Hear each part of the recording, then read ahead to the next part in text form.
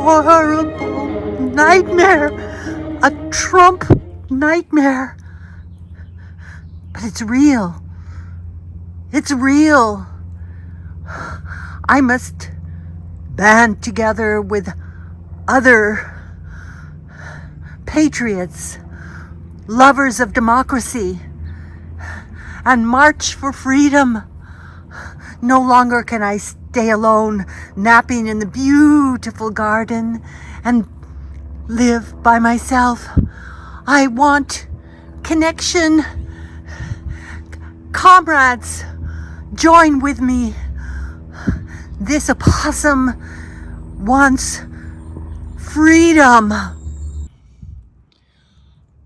Don't send me to El Salvador just because I'm an immigrant. I've worked for years here in the circus, and I'm originally from Africa. Why in God's name would you send me to El Salvador when I've been part of this country for so many years? I'm Cootie-Coo, and I came here from Scotland. And I came here because I wanted democracy and income equality. Now we need to tax wealth, not work. A fair chance for those who need that boost for a better way of life.